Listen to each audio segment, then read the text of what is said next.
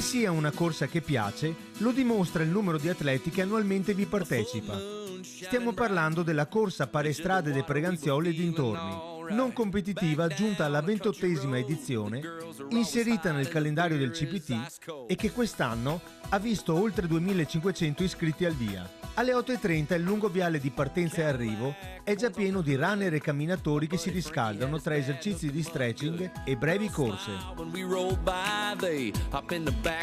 Alle 9:10 lo speaker Maurizio Forner chiama l'allineamento alla partenza. È un colpo d'occhio pieno di colori.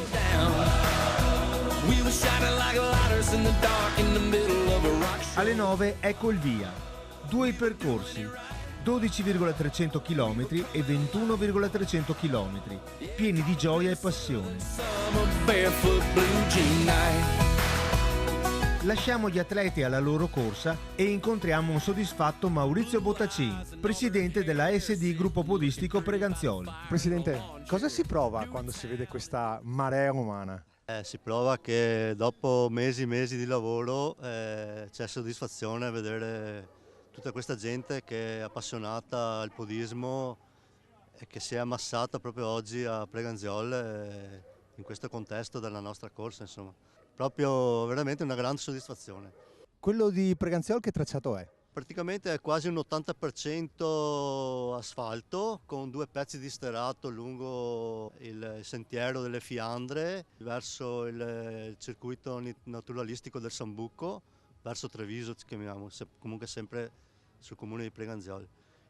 Comunque in gran parte è asfaltato, insomma, tutto asfalto. Parliamo del vostro gruppo. Il nostro gruppo, anche quello è un gruppo storico, portiamo avanti questa passione, siamo ogni domenica a tutte le corse, ognuno col suoi tempi, chi corre agonistico e altri passeggiate, un po' di tutto insomma. Siamo una cinquantina e ci diamo da fare per la corsa e poi ogni domenica tutto l'anno partecipiamo a tutte le manifestazioni in giro, in provincia e anche fuori. Ma c'è anche una terza partenza, quella della 6 km per i ragazzi fino a 17 anni. Un altro bel momento di sport. Intanto le strade di Preganziol e dintorni sono piene di atleti e lungo il percorso troviamo un grande amico di questa corsa e del mondo del podismo, il sempre simpatico Raffaele Marcon. Raffaele, come mai questa corsa piace così tanto? Perché intanto è a cavallo tra la provincia di Venezia e la provincia di Treviso e coinvolge. Comunque abbiamo visto che ci sono anche da Padova, da Vicenza, da Belluno, addirittura da Belluno, su di Trichiana, su di là, c'è gente che viene anche da Agro, da Auronzo. E poi tutta la zona veneziana di San Donato, Portogruaro, che ce ne sono tantissimi, anche vari gruppi. Qui ci sono circa una cinquantina di gruppi. Questa è una gara che è sempre stata tantissima gente. Comunque sono contento perché fa parte del circuito CPT, che è la quarta prova. E adesso la prossima prova, che è a Macerata sul Piave, che è il giorno 18 marzo. Sono tanti, la gente, vedi, ci sono gente che cammina, c'è chi corre, chi cammina, chi coricchia, ce n'è per tutti i gusti, hai capito? Ed ecco il primo della 12 km, è il tenace Enrico Spinazzel. Bellissimo, come piace a me, per fortuna non c'era fango, non c'era sterrato, dunque meglio così non poteva andare come percorso. Mario c'era sempre così. Per te che tappa è?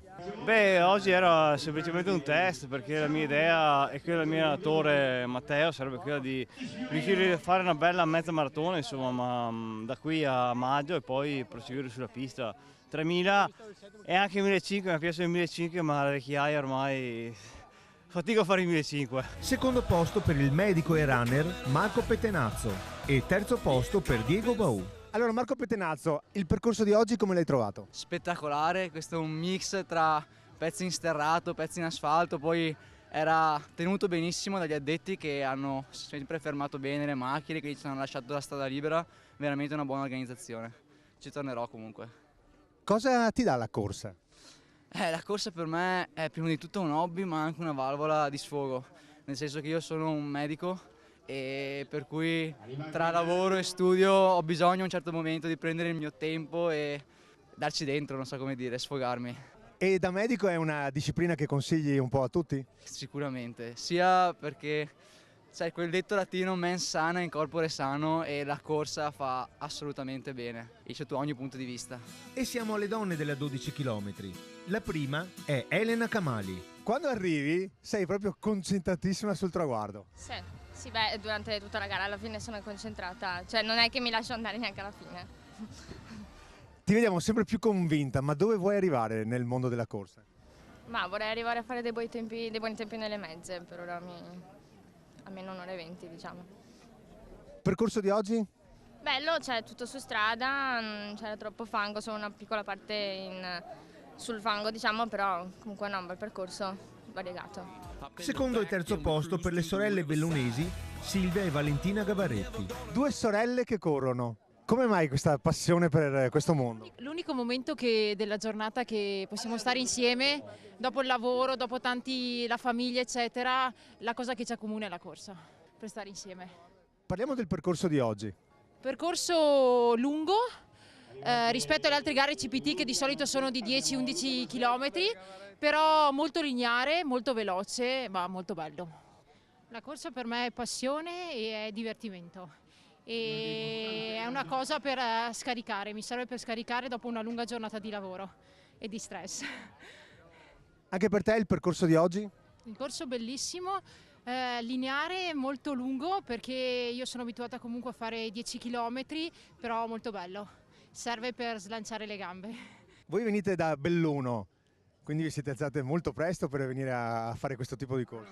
Ci siamo svegliate all'alba perché alle 5:30 eravamo già attive, colazione, ci siamo vestite e poi via per venire qua giù. E allora cosa ti senti di dire ai pigroni che sono invece nel divano a letto a quest'ora? Beh, secondo me svegliatevi perché secondo me la corsa è la cosa più bella e dopo averla fatta ti senti in un altro pianeta perché le forze, anche se non ne hai, le tiri fuori.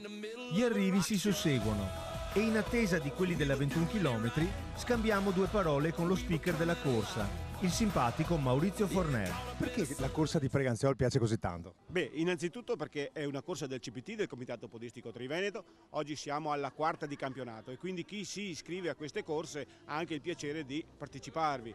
Poi anche perché assomiglia un po', direi, a una campestre, c'è lo sterrato, c'è l'asfalto, c'è un po' tutto e poi perché piace così tanto. Oggi la giornata è bellissima. Tu di corse ne vedi tante, è un mondo in continua crescita.